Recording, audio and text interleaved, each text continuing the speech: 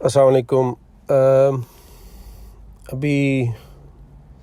आज ही मुझे मेरी मिसेज़ ने एक पोस्ट शेयर की है जिसमें एक अर्शी मलिक नाम की एक शायरा अहमदी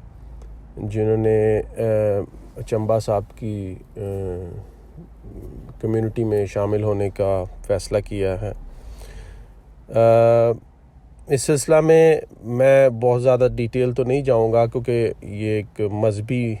मसला होगा। मैं सिर्फ़ एक कंसल्टेंट की हैसियत से आप लोगों से कुछ बात शेयर करना चाहता हूँ। आज से तकरीबन कोई 1 साल पहले मेरी मिसेज़ ने ही अर्शी मलिक की कोई गुफ्तगू हम ड्राइव कर रहे थे तो गाड़ी में लगाई, सुन रही थी वो कुछ, तो उसमें कुछ उसने ऐसी बातें कहीं जिसको सुन के मैंने कहा कि ये जो भी ये तकरीर कर रही हैं ये किसी ज़हनी बीमारी का शिकार हैं, इब्तला में हैं, इनको चाहिए अपना इलाज करवाएं, कोई प्रॉब्लम इनके साथ चल रहा है और अनकरीब वो वाज़े हो जाएगा। तो मेरी मिसेज़ बहुत हैरान हुई। उसने मुझे ये कहा कि ये कैसे मुमकिन है, आप ये कैसे बात कर सकते हैं, ये इतनी मशहूर शायरा हैं, इतनी मशहूर इल्मी लिहाज से, जमाती लिहाज से तो आप ये कैसे कह सकते हैं कि इनको कोई ज़हनी मसला है। लेकिन मैंने उस टाइम उनकी कुछ बातें सुनकर अंदाज़ा लगाया और मैंने इनसे कहा कि अभी नहीं तो कल ये बात वाज़ेह हो जाएगी कि कोई इशू इनके ज़हनी उसमें चल रहा है। और आज जब दोबारा मुझे उनका पैगाम मिसेज़ ने बताया कि उन्होंने जमात से अलविदा करके तो दूसरी उसमें कम्युनिटी में शामिल हो गई हैं, तो वो बड़ी हैरान हुई कि आपने 1 साल पहले ये बात मुझे किस तरह बता दी थी। तो मैं आप लोगों को ये बात शेयर कर दूंगा क्योंकि आप लोग भी होम्योपैथी यूज़ करते हैं और ऐसे लोग आप लोगों के भी सराउंडिंग्स में रहते हैं। हमारी जो होम्योपैथी है उसके अंदर एक ग्रुप है जो लिली ग्रुप है, जो जिसमें वराट्रम, लिली टिग्रिनम, वाइट लिली, कॉन्वलारिया, ये सारी जो रेमेडीज़ हैं, सेबेडेला, ये दवाइयाँ जो हैं ये लिली फैमिली से ताल्लुक़ रखती हैं। वनीला, ठीक है,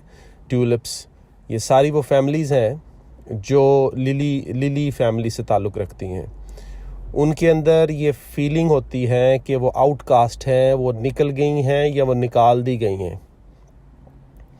इसके मरीज़ जो अमूमन लोग ये दावे करते हैं कि हमें इल्हाम हो गए, हमें सच्चे ख्वाब आ गए, या ये हो गया, मजहबी हो जाते हैं, पाकीज़ा, गुनाहों से नफ़रत और ये वो ऐसी बातें करते हैं, ऐसे लोगों के लिए सबसे पहले आप लोगों का ख्याल इस लिली फैमिली में जाना चाहिए। ठीक है, इसी में वो ज़्यादातर लोग शामिल होते हैं जो अपने आप को इल्हाम और सच्ची ख्वाबों की दावे करते हैं। वो ज़्यादातर अगर उनका इलाज इन दवाइयों से किया जाए तो वो ठीक हो सकते हैं। अगर जो मिट्रिया मेडिका को पढ़ते हैं उसको एलन इंसाइक्लोपीडिया को डिटेल से पढ़ें या किसी भी प्रूविंग्स की इन दवाइयों की डिटेल्स पढ़ लें तो आपको एग्जैक्टली वही पिक्चर समझ आएगी जो मैं आपको बताना चाहता हूँ। जिस तरह फ़र्ज़ करें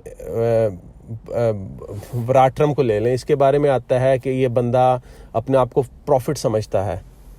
इसको इल्हाम होते हैं। इस तरह लिलिया है, लिलियम टिग्रिनम है, वो अपने आप को प्राउड, पाकीज़ा, सबसे मुनफरिद, दूसरों को गंदा और अपने आप को पाक समझता है और हमेशा शैतान से नफ़रत और शैतान को बाहर निकालने की कोशिश करता है। और इसीलिए लिली पूरी फैमिली में ये जो सेंसेशन है कि बाहर निकल रहा है सब कुछ, जो मरीज़ आपको पास आते हैं ना कि मेरा दिमाग फट रहा है, बाहर को निकल रहा है सब कुछ, ये औरतें आती हैं कि जो मुझे प्रेगनेंसी में आती हैं अमूमन, इसलिए प्रेगनेंसी में ज़्यादातर लिली फैमिली की जो दवाइयाँ हैं वो ज़्यादातर यूज़ इसलिए होती हैं कि उसमें भी बेरिंग डाउन पेन्स, नीचे की तरफ निकल रहा है सब कुछ, वो ये होता है क्योंकि उनकी मेन सेंसेशन यही होती है कि हम दूसरों में फ़िट नहीं बैठ रहे और हम उनसे मुनफरिद हैं या उनसे पाकीज़ा हैं या उनसे गंदे हैं, इस वजह से हमने उनसे बाहर आना है, हमने बेहतरी की तरफ जाना है। ठीक है, ये मेन सेंसेशन है लिली फैमिली की जो कि हमें नज़र आती है। इसी तरह वो लोग जो कम्युनिटी में फ़िट होना चाहते हैं लेकिन हो नहीं पाते, और मुश्किलात का शिकार होते हैं, उनमें भी ये प्रॉब्लम आती है। जैसे वनीला एक दवाई है जो मैं अक्सर औरतों को डिप्रेशन के लिए देता हूँ। वो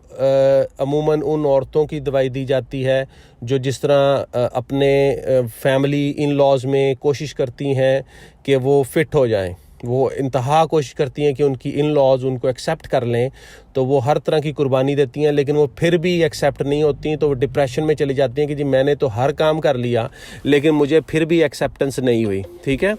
तो वो लोग जो होती, वो औरतें जो होती हैं वो डिप्रेशन में चली जाती हैं, उनमें वनीला एक दवाई है। इसी तरह जो वाइट लिली है वो अपने आप को पाकीज़ा हर एक से पाक समझेगी, उसको बस ये होता है कि साफ़ कपड़े वाइट पहने, क्योंकि वो गंदे कपड़े उसे अच्छे नहीं लगते, वो गुनाह होते हैं। इसी तरह गुनाहों का तसव्वुर जो आता है बहुत ज़्यादा ताल्लुक़ उसमें लिली फैमिली से आता है। जो औरतें, जो मर्द अपने आप को पाकीज़ा और हर वक्त पाक साफ़, हर वक्त इसी चीज़ की रट लगाई रखें जी पाक हो जाओ पाक हो जाओ, वो ज़रूर उसको लिली फैमिली में ज़रूर ढूंढें उनकी दवाई, क्योंकि अमूमन उनकी दवाइयाँ उसी ग्रुप में से होती हैं। फिर एक जो ये आती है ऊपर आयरन, इसमें प्लाटिनम में एक फीलिंग होती है, औरम में एक फीलिंग होती है, अर्जेंटम में फीलिंग होती है, ये सल्फ़र में होती है। सल्फ़र जिस तरह अपने आप को बहुत बड़ा फ़िलासफ़र समझता है, और अगर उसे समझाने की कोशिश की जाए तो वो अपने ही जैसे उसकी मटीरियल मीडिंग में लिखा जाता है कि वो अपनी बू में बहुत खुश होता है। अगर आप उसको उसकी मिस्टेक बता दो तो वो बताएगा कि जनाब ये मेरी मिस्टेक नहीं है, मैं इसी में खुश हूँ, मुझसे बू आ रही है लेकिन मैं यही ठीक है सब कुछ। तो इसी तरह मुख्तलिफ़ दवाइयाँ हैं जो इस किस्म के लोगों को लिए आपको जहन में रखनी चाहिए जब आप ऐसे लोगों को देखते हैं। मुझे दुख हुआ इस चीज़ का कि इतनी अच्छी पढ़ी लिखी औरत इस तरह ज़ाया हो गई, लेकिन जो बाकी लोग इस ऑडियो को सुनेंगे, कम से कम जब उनके पास ऐसे मरीज़ या ऐसे लोग बात करें तो आपका दिमाग ज़रूर हिल जाना चाहिए इन चीज़ों के बारे में, कि अगर उसमें इस किस्म के ख़यालात आ रहे हैं कि वो अपने आप को बेहतर, दूसरों से बहुत बेहतर महसूस कर, जैसे बेहतर महसूस करता है कि जी मैं दूसरों से मुनफरिद हूँ, मैं फ़िट नहीं हो पा रहा इनमें, तो उसको ज़रूर एड्रेस करें। इसके अलावा वो लोग जो कहते हैं जी हम दुनिया और माफिया से अलग हो गए हैं और हमें अब दुनिया की फ़िक्र नहीं है और बस जी सारी दुनिया ख़त्म हो गई है, वो भी एक ज़हनी अलामात हैं जो जिनको एड्रेस करना चाहिए, क्योंकि हमारे मुआशरा में हम ज़हनी अलामात और बीमारियों के बारे ना आगाही रखते हैं, ना उनके बारे में बात करते हैं, बल्कि उनको बाज़ उसमें हम मजहबी रंग दे देते हैं और बाज़ सूरतों में जस्ट उसको इग्नोर कर देते हैं। इस तरह मेरे पास डिप्रेशन के और एंजाइटी के बहुत हैवी केसेस आते हैं और वो शुरू में बिल्कुल ठीक होते हैं, उस टाइम लोग उसको एड्रेस नहीं करते, लेकिन जब वो आते हैं तो या वो दहरियत की तरफ चले जाते हैं या वो बहुत ही ब्रेक डाउन हो चुके होते हैं। तो इस वजह से इस चीज़ का ख्याल रखें, जब भी कोई बंदा एक नॉर्मल बात से हट के बात करे, चाहे वो मजहबी हो या दुनियावी हो, आपको ज़रूर as a physician, as a consultant इस तरफ तवज्जो करनी चाहिए कि वो ऐसी बात ही क्यों कर रहा है, या ऐसे अल्फाज ही इस्तेमाल उसने क्यों किए हैं। और एडवाइस करूँगा जो होम्योपैथ नहीं हैं उसको कि किसी अच्छे होम्योपैथ से या किसी अच्छे साइकेट्रिस्ट से उससे बात करें ताकि वो इस चीज़ को एड्रेस करे, क्योंकि ज़हनी इश्यूज़ भी उसी तरह ज़रूरी हैं जिस तरह जिस्मानी प्रॉब्लम्स, दर्द और किसी किस्म की और बीमारियां ज़रूरी हैं एड्रेस करना। इसी तरह कुछ लोगों को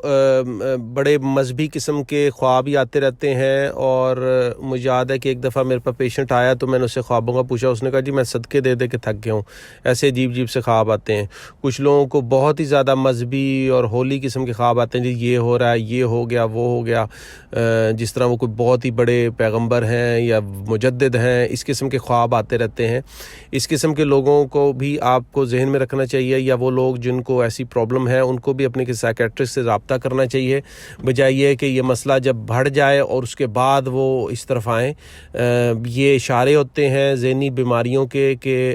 उससे पहले वो कहीं ना कहीं असरअंदाज होती हैं और उसके बाद वो ज़हनी और रूहानी और जिस्मानी हर चीज़ पे हावी हो जाती हैं। तो आप अर्शी मलिक के केस में भी यही देखेंगे कि उन्होंने ख्वाबों से ही शुरू किया, और अचंबा साहब जो हैं उनको भी सिर्फ ख्वाबें ही हैं। अमली जो गवाही है खुदा की, वो उनकी ना जमात के साथ है, वो जस्ट ख्वाबें हैं जो किसी चलते फिरते शख्स को आ गई और उन्होंने शेयर कर दी, और उसी बेस पे उन्होंने पूरी कम्युनिटी को खड़ा किया। क्योंकि बेसिकली एक बीमार शख्स दूसरे कमज़ोर बीमार शख्स को अपनी तरफ खींच लेता है और उसके जहन पर हावी हो जाता है। वो सब फिर एक ग्रुप बन जाता है, जो सब बीमारों का एक ग्रुप है,